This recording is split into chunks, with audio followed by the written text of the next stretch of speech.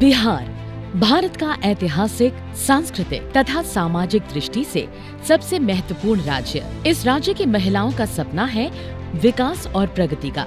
इसे सुनिश्चित करने के लिए बिहार सरकार दृढ़ संकल्पित है।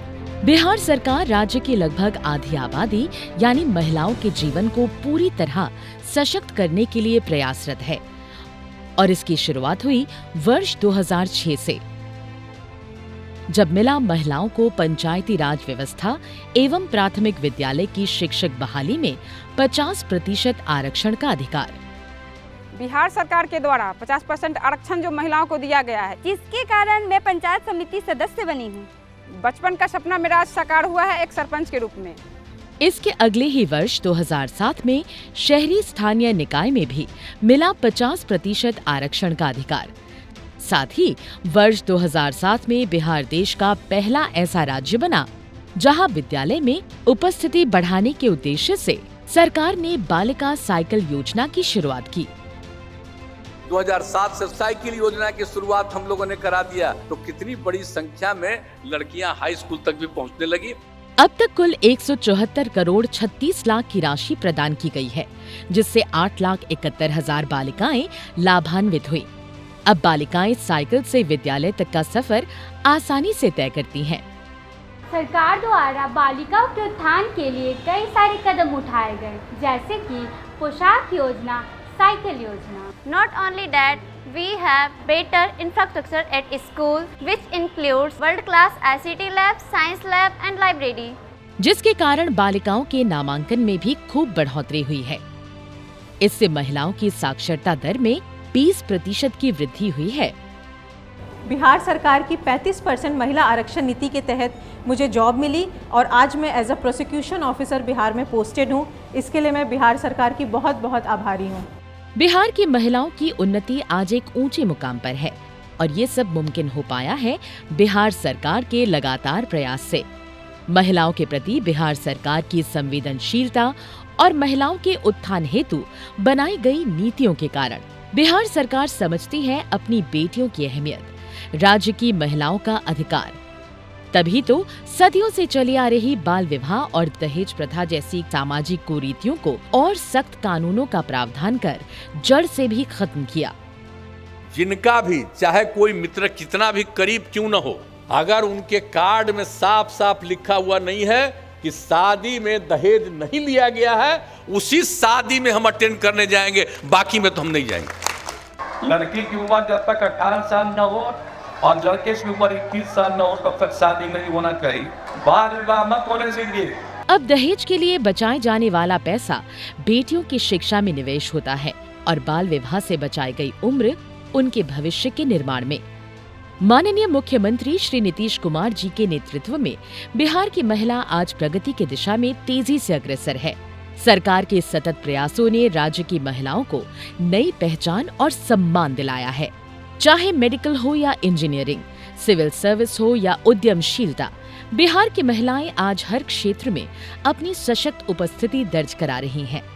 बिहार के सभी जिलों में जहां मुख्यमंत्री बालिका पोशाक योजना बिहार की बालिकाओं की प्राथमिक शिक्षा को मजबूती प्रदान करती है, पोशाक योजना के तहत सरकार हमें 700 रुपये देती है, इसी कारण हम विद्यालय स्कूल ड्रेस में जा पाते हैं। वही मुख्यमंत्री कन्या उत्थान योजना बिहार की बेटियों को उच्च शिक्षा के लिए सहायता प्रदान करने के साथ साथ उनके स्वास्थ्य संबंधित जरूरतों को ध्यान में रखते हुए उन्हें सैनिटरी नैपकिन खरीदने के लिए राशि भी उपलब्ध कराती है। खेल कूद के समुचित व्यवस्था के साथ किशोरी स्वास्थ्य योजना के तहत सैनिटरी नैपकिन भी दिया जा रहा है। अभी तक लगभग 30,000 छात्राओं को उच्च शिक्षा के लिए छात्रवृत्ति प्रदान की गई है। 12वीं कक्षा पास करने के बाद प्रोत्साहन राशि के रूप में 25,000 रुपये की सहायता राशि मिली है, जिसके कारण मैं उच्च शिक्षा की पढ़ाई आसानी से कर पाऊंगी। इसके लिए मैं सरकार को धन्यवाद करती हूँ।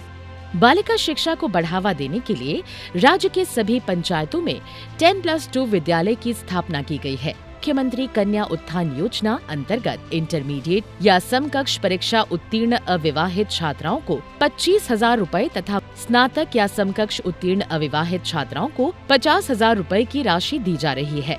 इन दो योजनाओं के अंतर्गत वर्ष 2018-19 से अब तक क्रमशः 21,37,712 तथा 3,20,500 छात्राओं को लाभ दिया जा चुका है।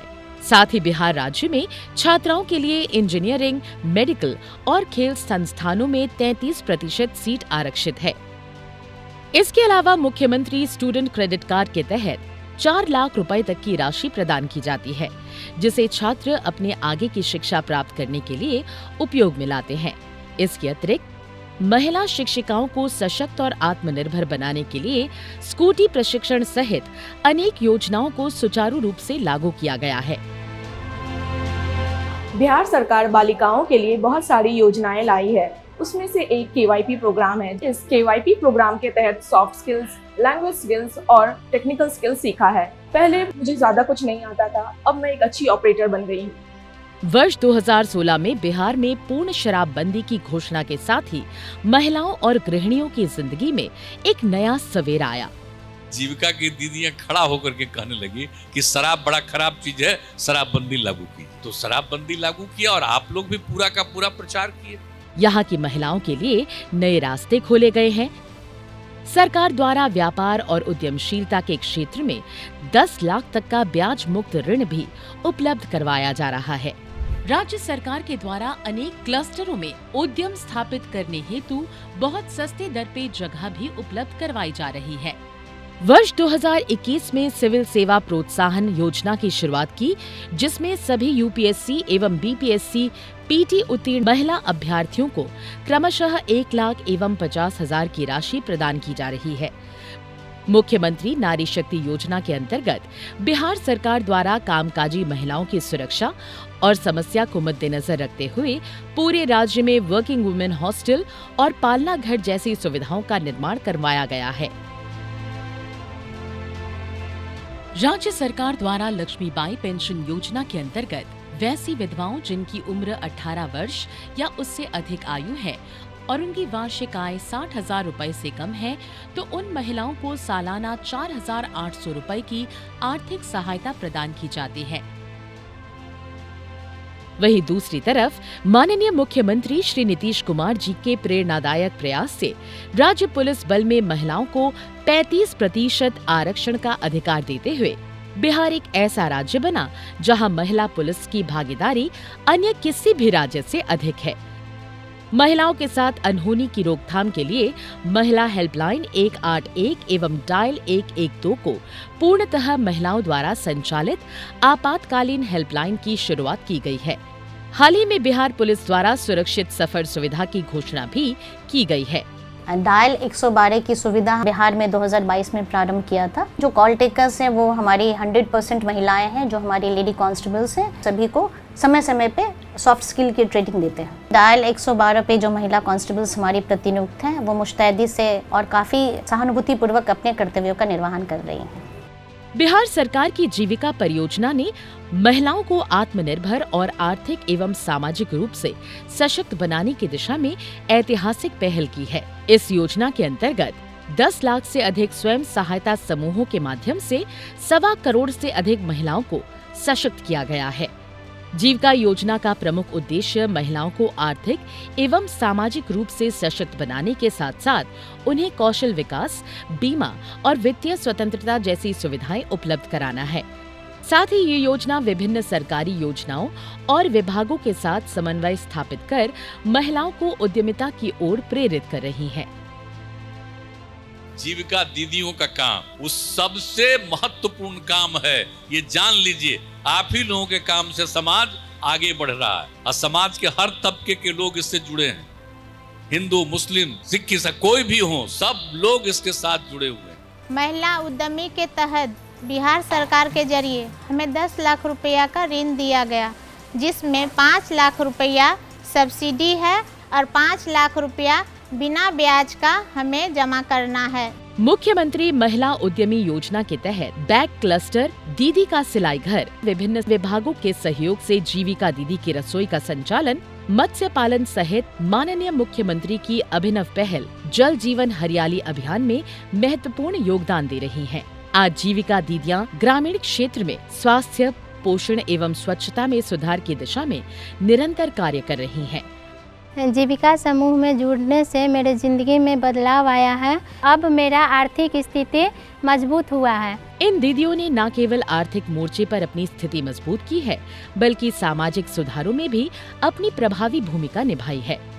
उन्होंने माननीय मुख्यमंत्री की समाज सुधार गतिविधियों का समर्थन करते हुए शराबबंदी, बाल विवाह और दहेज प्रथा जैसी कुरीतियों के खिलाफ अपनी आवाज बुलंद की है।